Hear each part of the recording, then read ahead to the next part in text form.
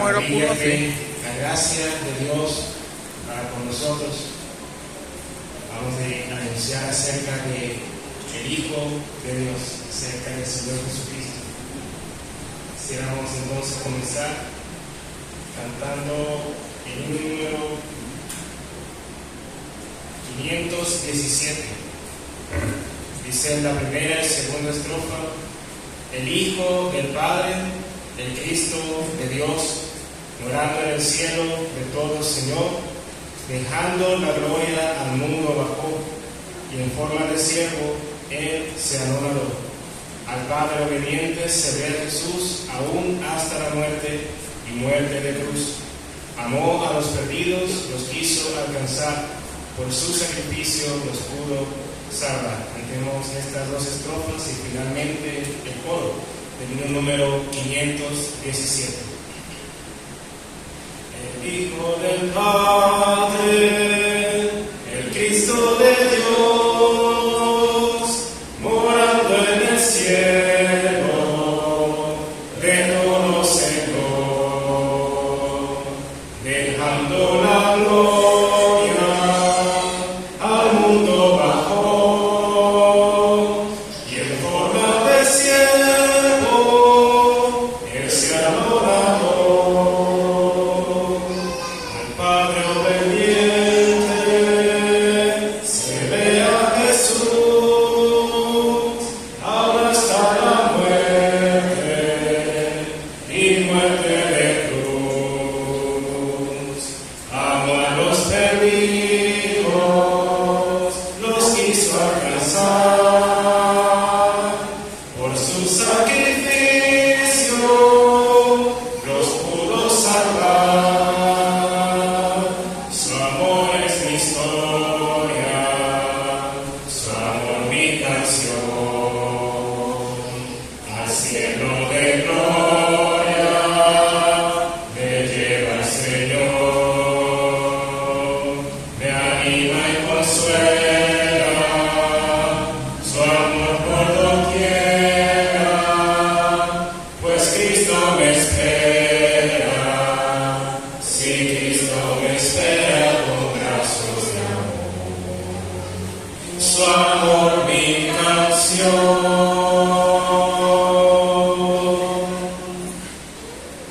Padre, entramos en tu presencia en el nombre glorioso de aquel que resucitó de los muertos al tercer día de haber sido sepultado, con aquel poder en el cual manifestaste tu aprobación al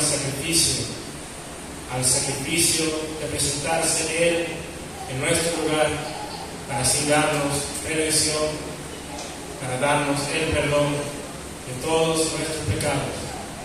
Te damos las gracias por tu amor, por el amor del Señor, que se dispuso a entregar su vida para darnos vida eterna a nosotros. Te damos las gracias por tu amor, y en este amor dedicamos a aquel que hoy puede salvar a todo aquel que se arrepiente y cree en Él. Encomendamos la predicación, encomendamos a tus instrumentos, la disposición de los que oyen, para que puedan oír, y por el oír venga la fe que les dará la salvación. Encomendamos así todo, dándote las gracias en el nombre de nuestro Señor Jesucristo. Amén.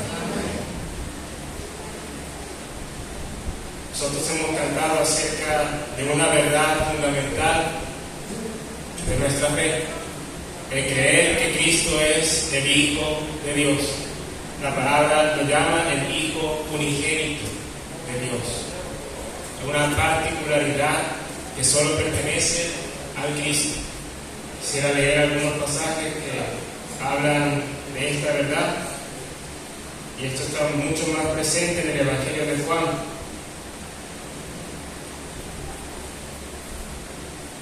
Y sobre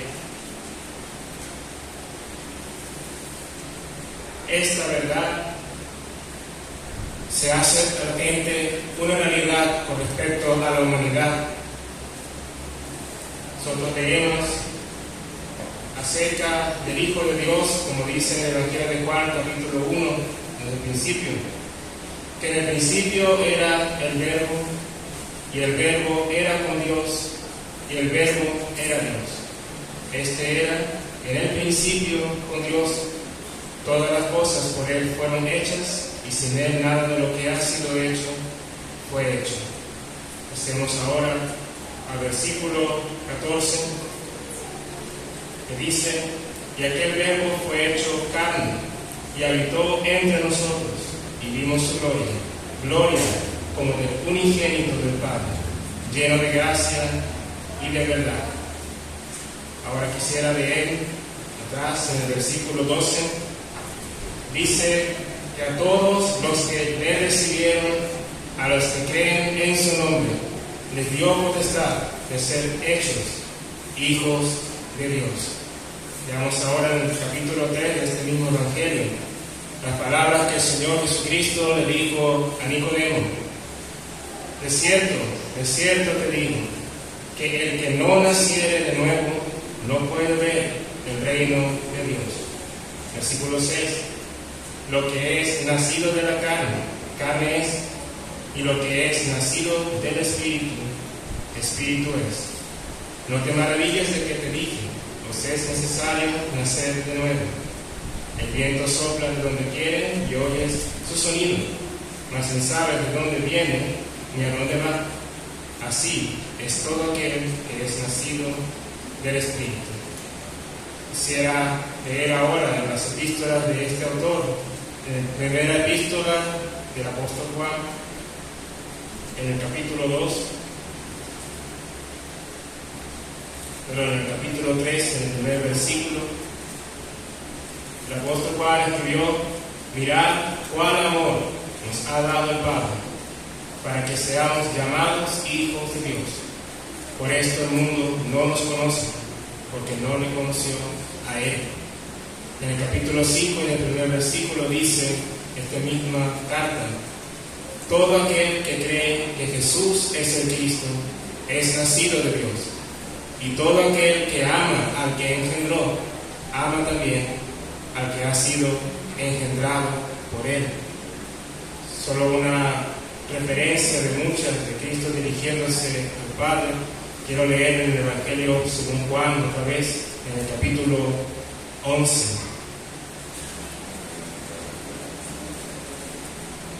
En el versículo 41, las palabras de Cristo, que dijo, alzando los ojos a lo alto: Padre, gracias te doy por haberme oído.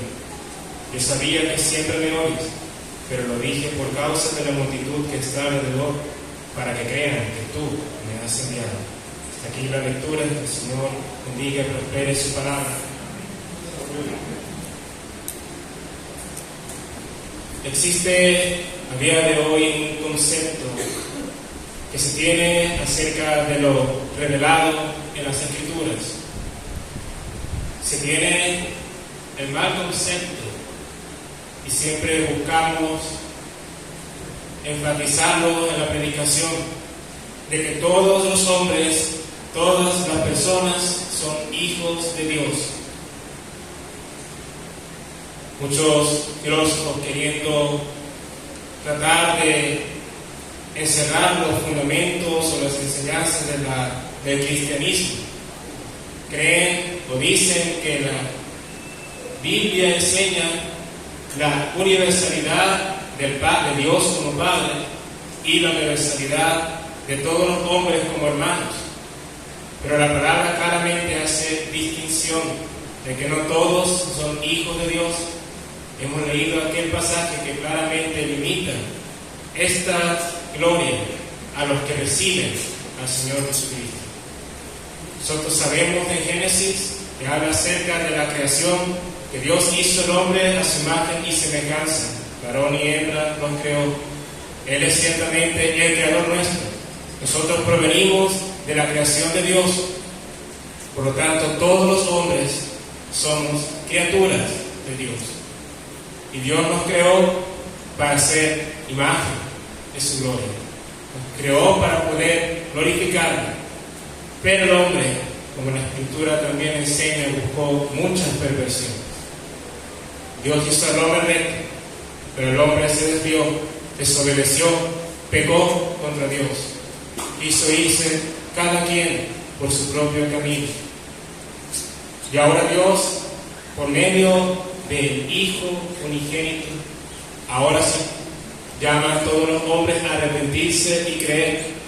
Y además de ser perdonados y limpiados de todos sus pecados con que pecaron contra Dios, les da la potestad de ser hechos hijos de Dios y de poder ser llamados hijos de Dios.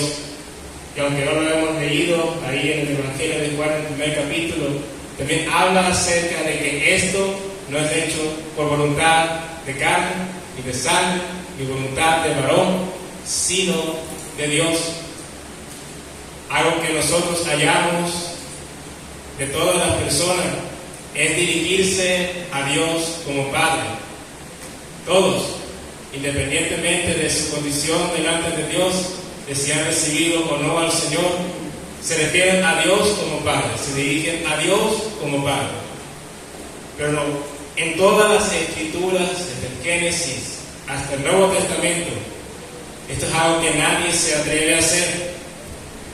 Puede ser presentado Dios como Padre en el Antiguo Testamento, pero nunca hallarán a nadie dirigiéndose a Dios como Padre. Se dirigen a Él como Jehová, Elohim, El Shaddai, pero nunca como Padre. Esto solamente lo hizo el Señor Jesucristo.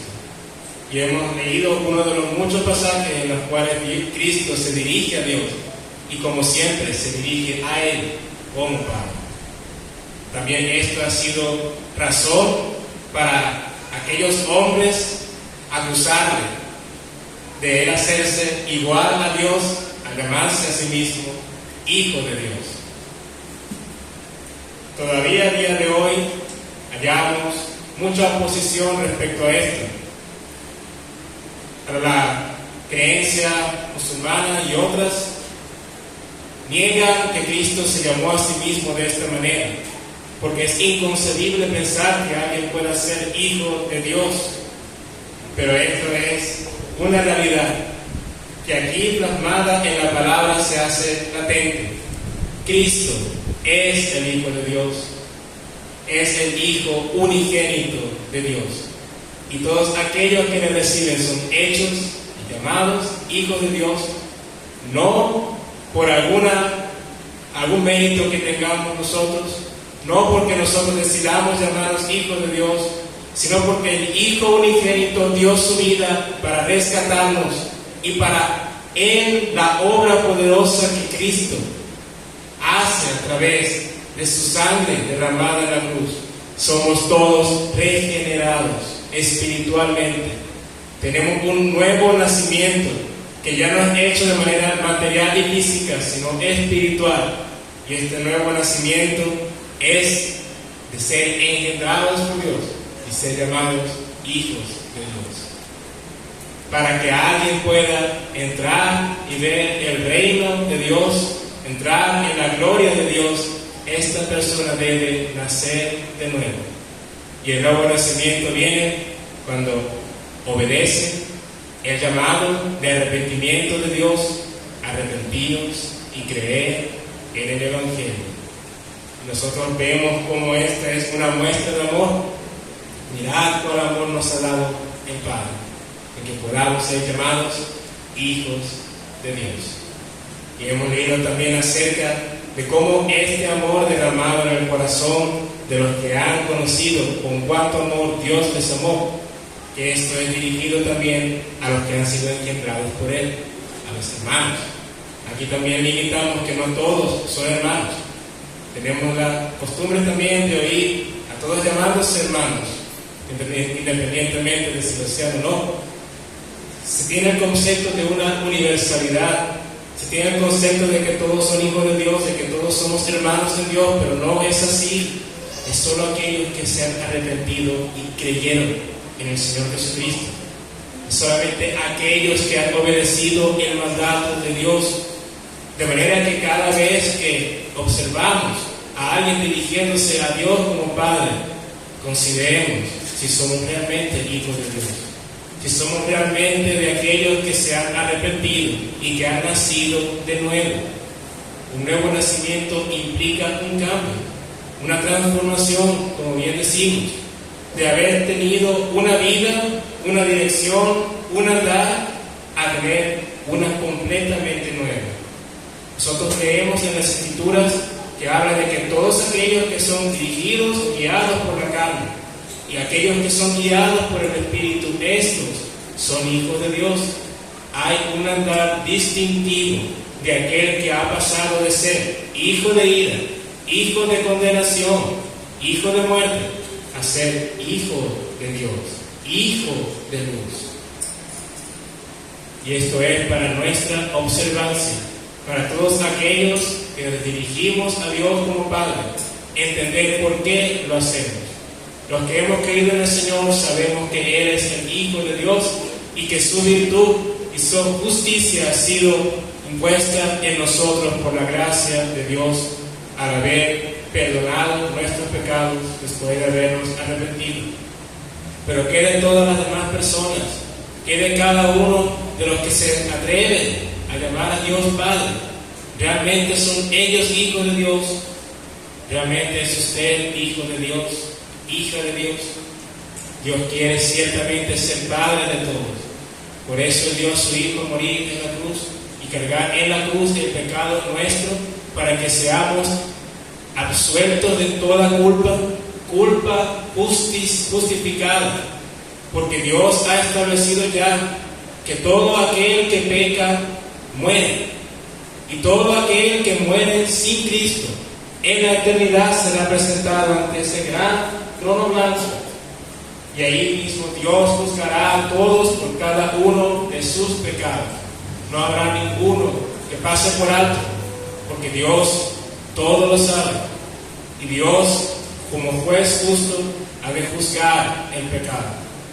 Y para todos aquellos que deciden arrepentirse y creer, como siempre decimos, una sola obra es contada, y esa es haber creído en el unigénito Hijo de Dios. Y esa sola obra ya justifica de todo pecado, de todo mal pensamiento, de toda injusticia, de toda impiedad.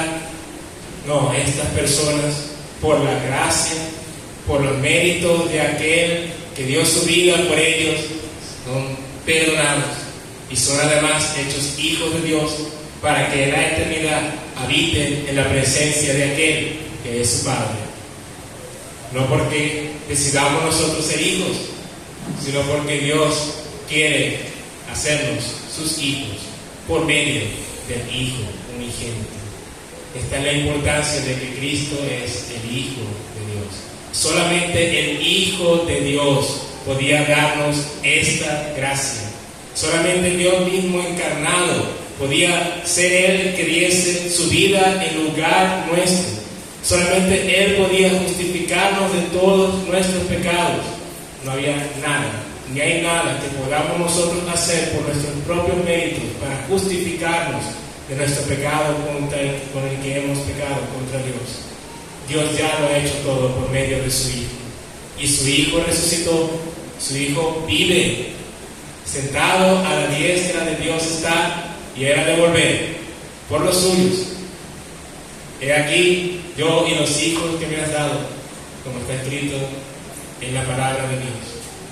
Y esta es una dicha y un mérito que Dios ofrece hoy a todos los que todavía no le han conocido.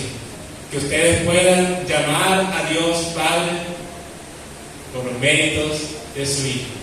Solamente que obedezcan el llamado de Dios, el llamado de amor, el llamado del deseo de Dios de que ninguno se pierda, de que ningún hombre perezca, sino que todos procedan al arrepentimiento, que se arrepientan y crean en el Señor Jesucristo.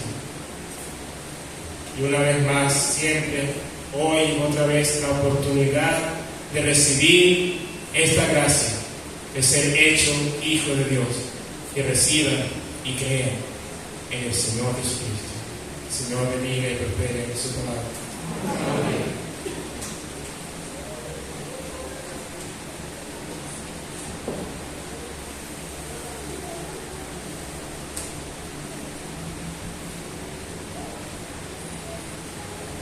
Continuemos la predicación del Evangelio cantando la primera estrofa del himno número 218. Himno número 218, la primera estrofa dice: ser de Dios los hijos caros, un gran precio se pagó. En Jesús, sublime don, está a través del regalo que solamente encontramos en Cristo.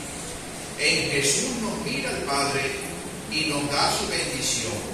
Mirad cuán grande el amor que el Padre ha nos manifestado, que hijos de Dios, seamos por siempre llamados.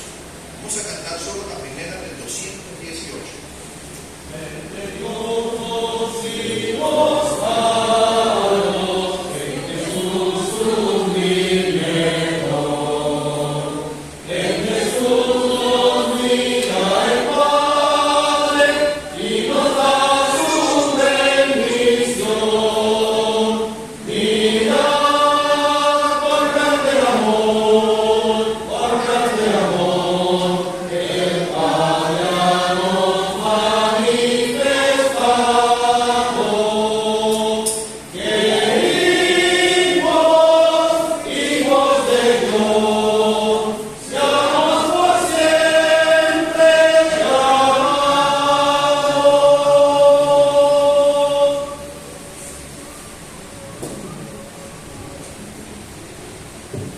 Vamos a continuar tratando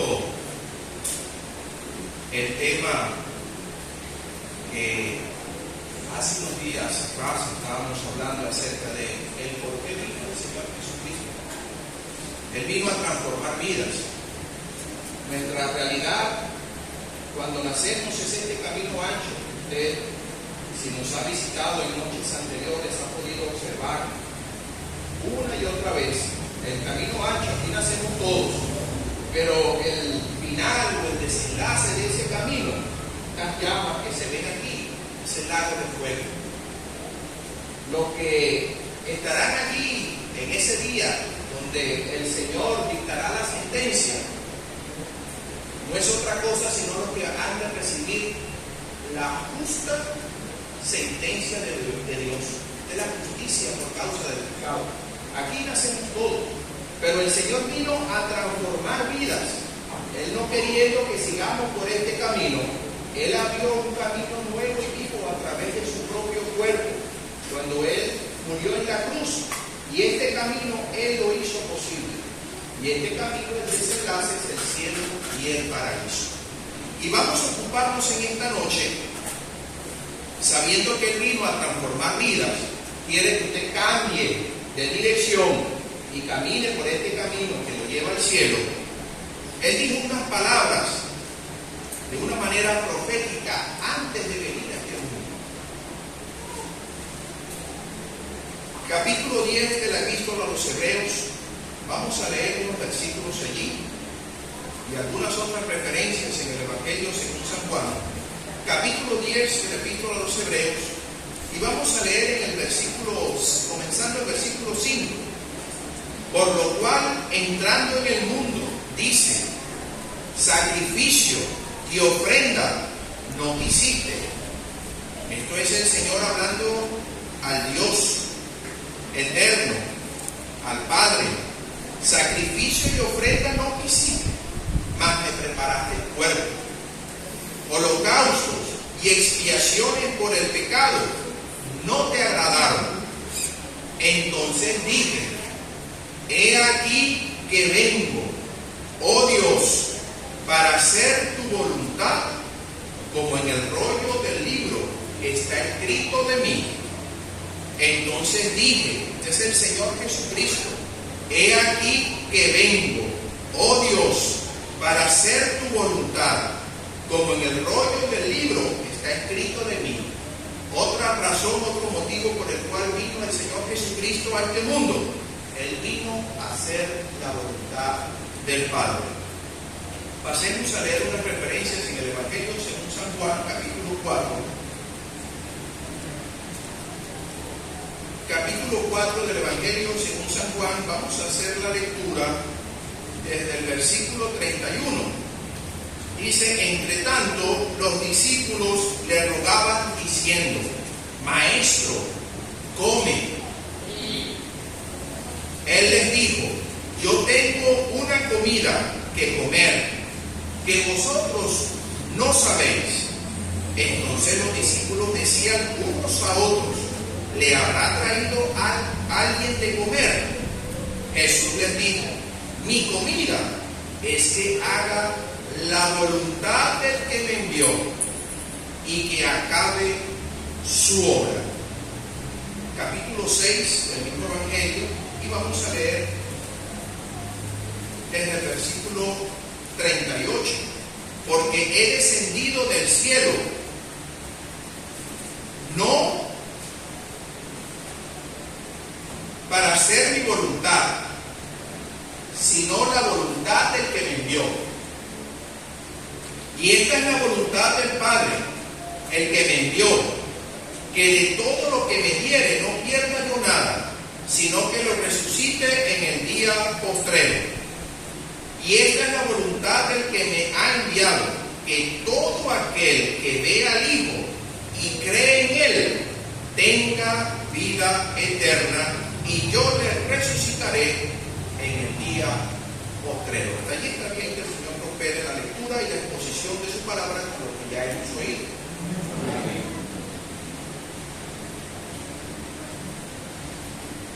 Estaba un hombre hincado en tierra.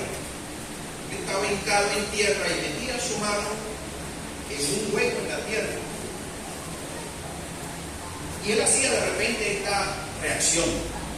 Y había un joven viéndolo de lejos, y aquel hombre volvía otra vez y metía la mano en aquel hueco, aquel orificio, y volvía a hacer lo mismo.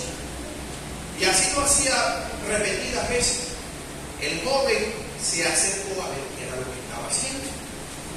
Cuando él ve qué es lo que está el hombre haciendo, se asoma por aquel hueco, él ve un alacrán. Y el hombre vuelve a meter la mano, y cuando él intenta tomar aquel animalito, él vuelve otra vez a lanzar la punzada, y el hombre vuelve a sacar la mano. Y el joven le dice, pero ¿por qué estás haciendo eso? ¿No ves que ese animalito te va a picar? A lo que aquel hombre hincado en tierra le dijo, sí, su naturaleza es picante, porque él se está defendiendo, pero mi naturaleza es salvarle y sacarlo de este hueco. Y él siguió insistiendo y volvió a hacer. Y aquel joven quedó impresionado por la respuesta de aquel hombre, hasta que de tanto intento se logró tomar aquel animalito y lo soltó. Bueno, es precisamente, apreciado oyente, lo que queremos que tú entiendas en esta noche. Nuestra naturaleza, por causa de nuestros pecados, es ir en dirección opuesta a Dios. Es hacer todo lo que a Dios no le agrada. Pero es por el pecado que hay en nosotros, que ejerce esa autoridad, ese dominio sobre nuestro cuerpo, sobre nuestra mente, sobre todo nuestro ser, que nos hace hacer aquello que no le agrada a Dios. La palabra de Dios dice que todos pecamos, no hay distinción, y Él lo dice en Romanos capítulo 3, no hay diferencia, sin importar el lugar donde te encuentres, la nacionalidad que tengas, no importa dónde esté el hombre y la mujer en este planeta. Todos los que vivimos en este planeta pecamos. No hay ninguna diferencia en cuanto a esa condición delante de Dios. Y la Biblia dice que ese pecado ha hecho distancia, ha hecho una separación. Estamos destituidos de la gloria de Dios. Esa es nuestra naturaleza. Pero el Señor decide venir a este mundo. He aquí, vengo, oh Dios, a hacer tu voluntad. Él, por voluntad propia, por deseo propio, toma la decisión de dejar el cielo, el lugar de gloria, donde Él es su hábitat natural, el Dios eterno, Dios manifestado en carne. Él decide venir a este mundo porque su naturaleza es salvarnos a nosotros. A pesar de que usted noche tras noche, quizás preocupado por su situación, entiende su condición y decide seguir cerrando su puerta, cerrando la puerta de su corazón, resistiendo quizás esa palabra, esa inquietud que le hace a usted pensar y meditar que realmente en ese estado de perderse por la eternidad. Y la puerta de la gracia, esta puerta que usted ve aquí, está abierta. Pero llegará el momento en que esa puerta será cerrada. Y no sabemos cuándo va a pasar. Pero Dios, en su amor, Él vino. He aquí vengo, Dios, para hacer tu voluntad. Y fíjense que había una promesa. Él habla como en el rollo del libro, está escrito de mí. El apóstol Pablo en Gálatas dice que cuando vino el cumplimiento del tiempo, todo lo que se decía en las Escrituras en cuanto al Señor, cuando vino ese cumplimiento, Dios vino y nació de una mujer y nació bajo la ley. El Verbo fue hecho carne y habitó entre nosotros. Él venía con un propósito, a cumplir la voluntad del Padre. ¿Y cuál es el propósito o la voluntad del Padre? Salvar una raza caída. Mire, te voy a ilustrar la naturaleza que tenemos nosotros, los seres humanos. Dios en el pasado, en el mismo instante en que el pecado entró al mundo aquí en este huerto, que está aquí figurado en esta carta gráfica, la mujer come del fruto y da a su marido y desobedecen a Dios, y en ese momento el pecado entró al mundo por un hombre, dice la Escritura, y por el pecado, que fue el resultado, o la paga, la muerte. Así la muerte pasó a todos los hombres por cuanto todos pecamos. Por eso morimos, porque somos pecadores. Pero Dios prometió en ese mismo instante que de la simiente de la mujer iba a venir un redentor, un salvador. Y Él se ocupó en tratar con un pueblo que Él escogió para sí, que es el pueblo de Israel, y le dio la ley y la forma en la cual ellos tenían que hacer para acercarse a Dios. Él le dio algunas instrucciones sobre un tabernáculo donde el pueblo de Dios iba a acercar a través de aquellos sacerdotes que Él levantó en su tiempo, e indicó qué era el ejercicio o el ministerio que ellos tenían que hacer. Y aquellos hombres, entendiendo que eran pecadores, ellos tenían que traer una ofrenda para cubrir, tapar. Ellos solamente tapaban con aquello su pecado. Ellos escogían la ofrenda, se la llevaban al sacerdote, ellos tomaban aquel cuchillo, aquel instrumento, y ellos mismos tenían que degollar el animal, y aquella sangre en aquel altar era derramada, y después aquella víctima era consumida con el fuego de aquel altar que no tenía que ser apagado nunca. Era una situación que ellos tenían que entender, que lo que ellos estaban haciendo en ese momento era tapar su pecado a través de la muerte de aquel animal. Ver cómo se consumía en el fuego. Él está muriendo por mí, porque yo fallé, porque el pecado que hay en mí ofende al Dios Santo. Por eso yo traigo esta víctima y lo ofrezco a Dios para que cubra mi pecado. Pero al tiempo ellos tenían que volver a hacer lo mismo, porque volvían otra vez a pecar y presentaban una víctima y volvían a hacer lo mismo, y así sucesivamente por tiempos de tiempos. Esa era la forma en que Dios había tratado con un pueblo, para que el pueblo pudiese acercarse a Él, agradarle a través de víctimas. Pero con el transcurrir del tiempo, los hombres perdieron el verdadero significado que representaban los holocaustos, los sacrificios y las expresiones. lo hacían ya de manera rutinaria. No realmente apreciaban lo que representaba aquel acto.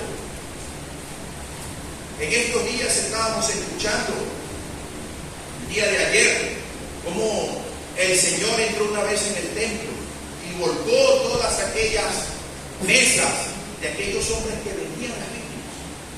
Los animales que iban a sacrificar, habían hecho un negocio con aquello. Era más fácil comprarlo allí en el templo que traerlo, como decía la palabra de Dios, haciendo una identificación con lo que se iba a hacer, con aquel sacrificio que se iba a realizar. Y por eso entonces el Señor dice aquí a los hebreos, como dice la cita del Salmo 40, sacrificio y expiaciones por el pecado no te agradaron. No quisiste holocausto. He aquí vengo, Dios, para hacer tu voluntad, como en el rollo del libro está escrito de mí. Estamos hablando de uno que vino a morir, a tomar nuestro lugar allí en la vergonzosa cruz, para que a través de su muerte, de ese pago, de ese sacrificio, nosotros pudiésemos estar anunciando aquí una salvación eterna y perfecta. Porque con una sola ofrenda, con un solo sacrificio, que es Cristo, el Cordero de Dios, que no cubre, sino que quita el pecado, es que nosotros somos perfectos para siempre. Por Él, es gracias a su obra, gracias a su sacrificio perfecto, Él tomando nuestro lugar, el justo, muriendo por nosotros los injustos, para llevarnos a Dios. La palabra de Dios dice que Él gustó la muerte para llevar muchos hijos a la gloria. Estamos hablando de un Cristo que puede y quiere salvar. El escritor a los Hebreos en el capítulo 7 presenta allí al Señor Jesucristo como un mejor sacerdote, un gran sumo sacerdote que nos convenía, santo, inocente, sin mancha, apartado de los pecadores y hecho más sublime que los cielos. Ese fue el que tomó el lugar en la cruz del Calvario.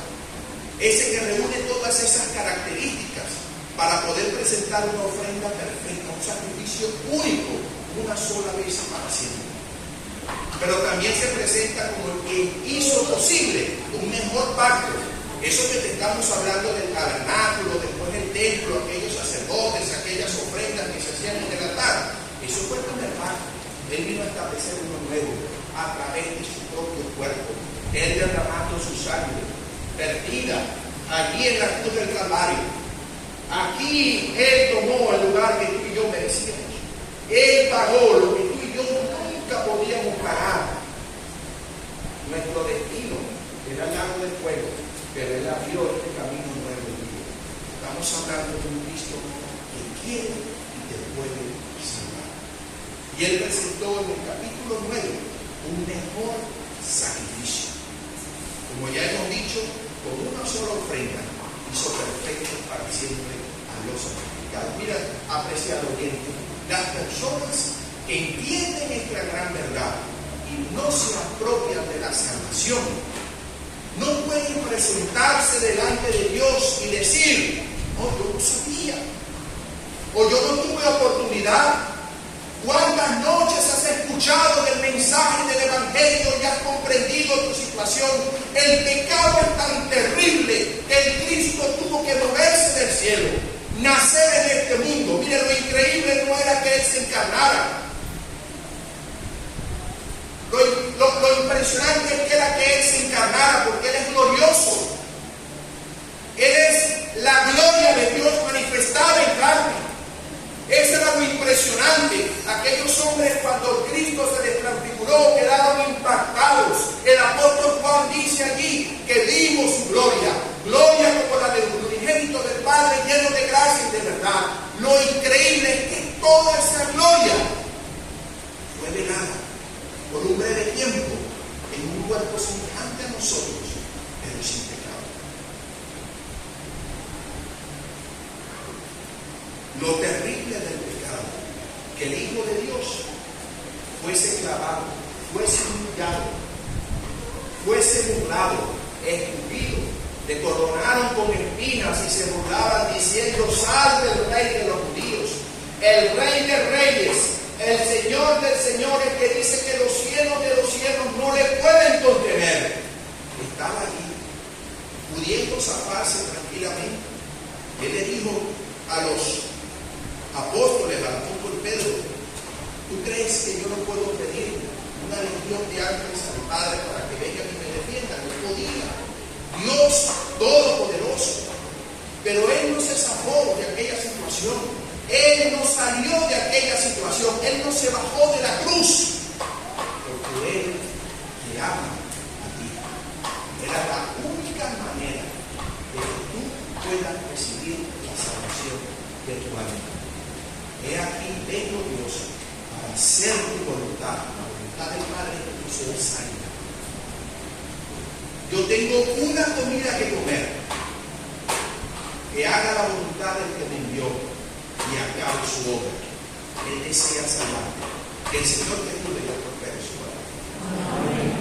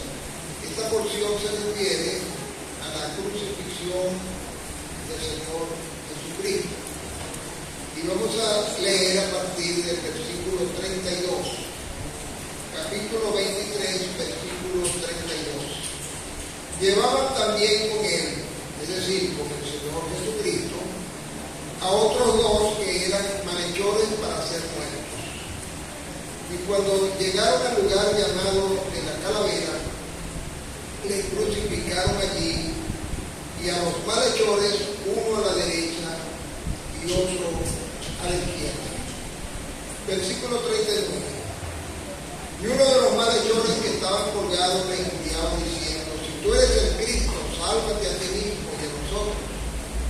Respondiendo el otro, temes tú a Dios estando en la misma condenación?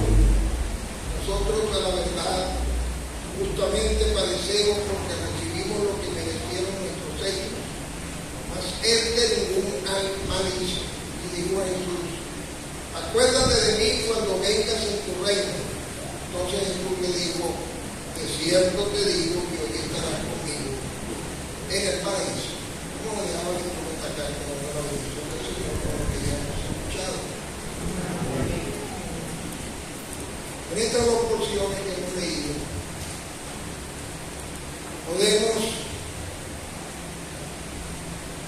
rápidamente vislumbrar dos categorías de personas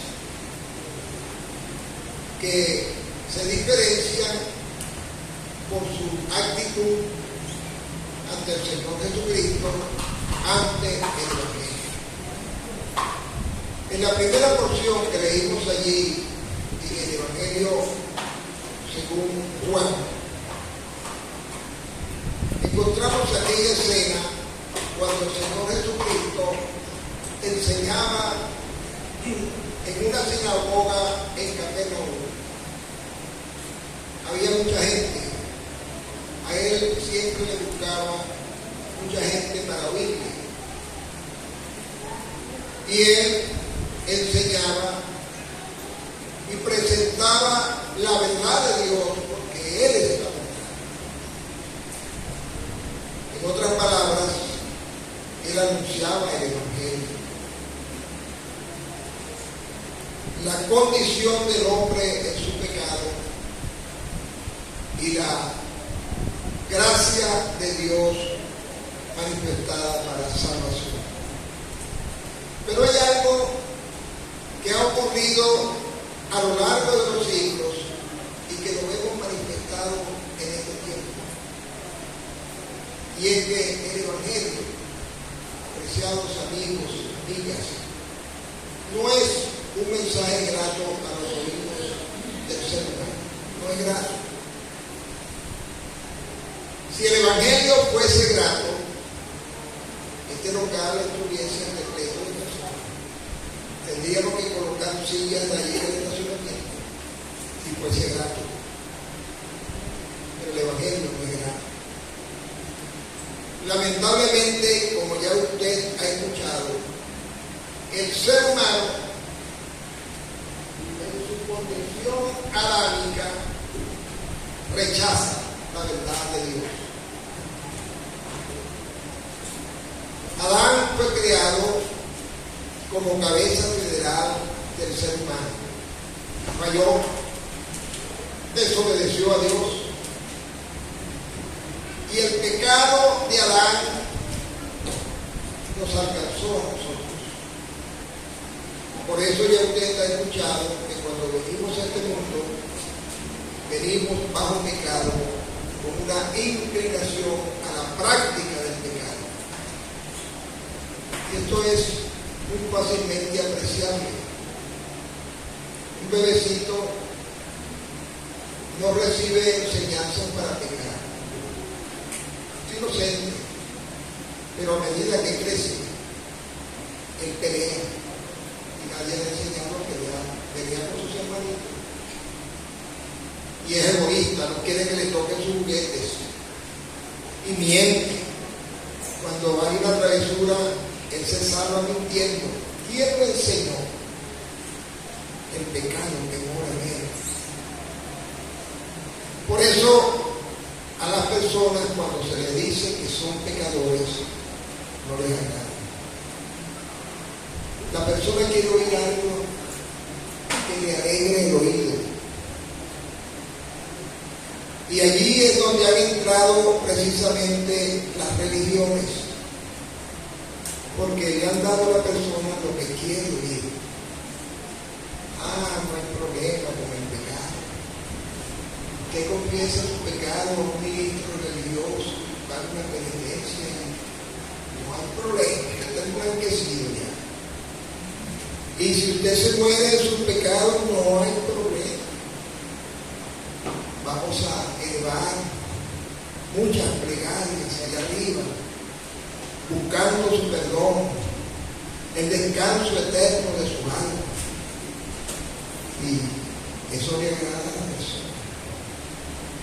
Pero decirle a alguien que está perdido como está, y que si muere en esa condición, inexorablemente va a la condenación eterna, eso no es nada. Y eso es lo que pasó con estas personas. Dura es esa palabra. Dura. ¿Quién la puede oír? No querían oír. Y era del propio Señor Jesucristo.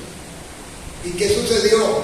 Que muchos de aquellos que estaban allí ya no buscaron al Señor, se alejaron. Se alejaron. Porque tenemos, por esa misma situación adámica, una conducta que es de autojustificarnos. Es que yo no soy malo. Es que yo no soy un delincuente. Yo no le he hecho daño a nadie. Yo merezco el cielo.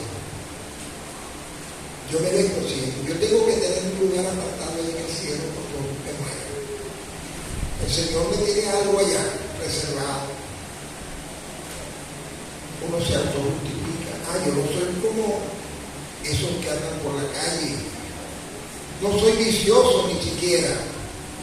Nos autojustificamos en nuestra condición adámica. Pero que dice Dios en su palabra, que no hay justo ni alguno, que todos pecamos y estamos destituidos de la gloria de Dios. Esa es la sentencia divina, esa es la verdad de Dios. Pero encontramos en otro caso la otra categoría, y es de este malhechor que fue colgado junto con el Señor, como ya hemos leído, él fue colgado en el centro, en medio de dos malhechores. El Santo de Dios, inocente, sin mancha, inmaculado, colgado en medio como el peor de los malhechores. De esa manera fue tratado el Señor Jesucristo, en la búsqueda de humillarme.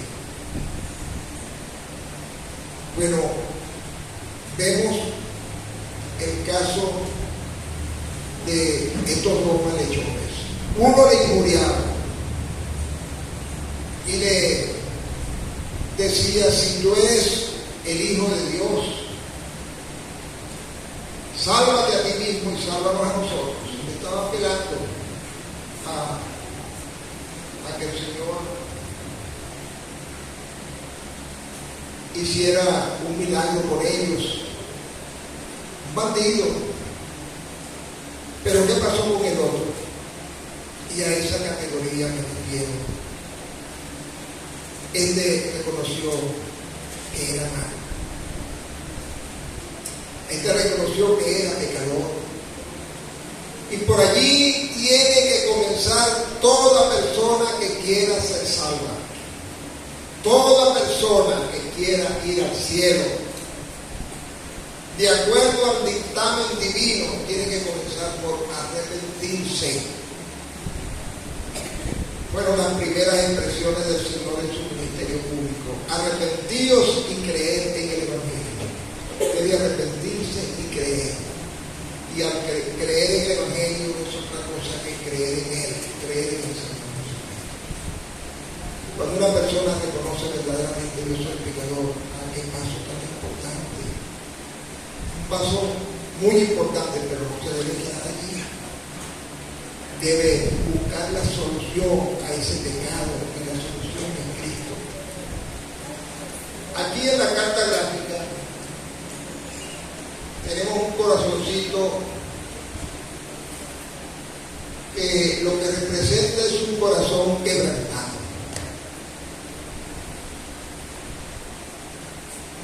Corazón roto, corazón quebrantado.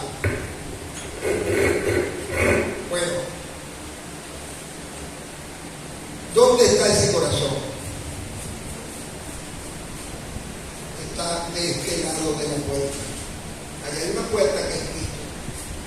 corazón está de este lado.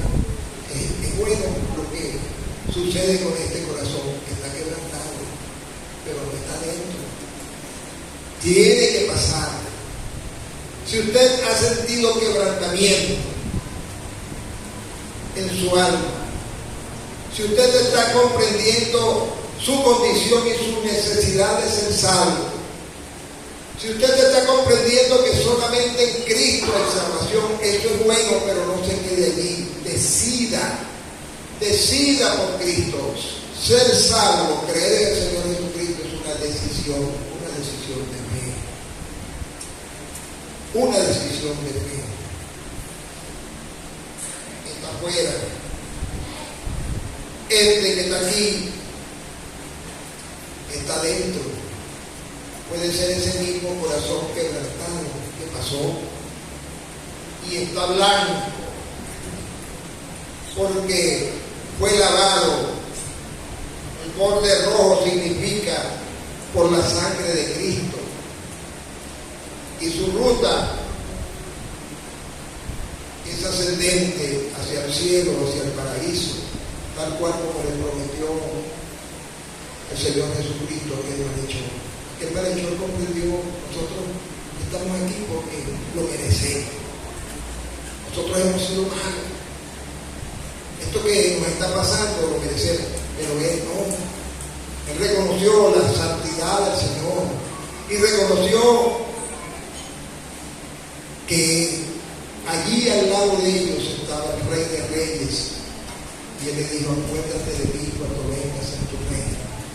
Él comprendió que el Señor iba a reinar, que aquel que estaba mutilado, castigado cruelmente, colgado en aquel madero, iba a reinar.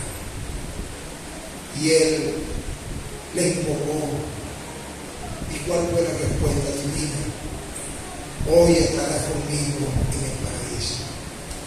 Si usted hace eso mismo esta noche, si usted se reconoce pecador allí donde está sentado, se reconoce pecador, indigno de la presencia de Dios, pero acude al Señor Jesucristo y clama a Él sin emitir palabras, que sea un clamor del alma, y le recibe allí donde está, como su Señor, como su Salvador, puede tener la seguridad de que hoy mismo usted tiene garantizada, no porque lo digo yo ni ninguno de mis hermanos, sino porque lo dice Dios, la vida eterna. Usted ha escuchado ya los mensajes anteriores que precisamente engranan con este último mensaje. La salvación únicamente reside y radica y se fundamenta en Cristo el Señor. No hay otro nombre bajo el cielo dado a los hombres en que podamos ser salvos, solamente el nombre del Señor. Crea en Cristo, amigo, crea en Cristo, amiga. De las dudas, de los temores, de las vacilaciones, y recuerde, es una acción personal. No tiene que estar pensando en qué dirá fulano o qué dirá fulana. Es usted delante de Dios. Tome su decisión esta noche. La sangre del Señor Jesucristo, el Hijo de Dios, me limpia de todo pecado. Que así sea en esta noche, para gloria y alabanza del Señor. Que Él prospere su palabra. Amén. Padre, te damos las gracias por el Evangelio, este mensaje tan precioso. Te damos las gracias por el Señor Jesucristo. Él dejó su sitial de gloria, viniendo a este mundo a consumar la perfecta obra de la redención. Te pedimos por las personas presentes que no son salvas aún. No sabemos que ellos, tal vez algunos, tienen sus dudas, sus luchas, porque hay lucha en un corazón cuando escucha el Evangelio.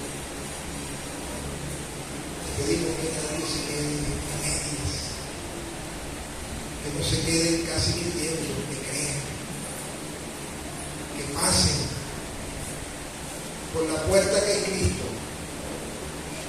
que no se queden solamente en el intento, en la intención, sino que concreten con una decisión firme su salvación, creyendo, recibiendo en su corazón al Señor Jesucristo como su Salvador personal. Te damos las gracias por esta nueva oportunidad, esperamos que tú te glorifiques a nuestro alma. Al salir, llévanos con tu paz, bendícenos y cuídanos, y te damos las gracias en el nombre del Señor Jesucristo. Amén. Vamos a terminar cantando ahora en el himno 119. Te sientes casi resuelto ya, te falta poco para creer, pues ¿por qué dices a Jesucristo, hoy no, mañana te seguiré? Te sientes casi resuelto ya, pues vence el casi, con Cristo ven, porque hoy es tiempo, pero mañana, tarde, muy tarde, pudiera ser. Sabes que el casi no es de valor en la presencia del justo, pues ay del que muere, casi creyendo completamente.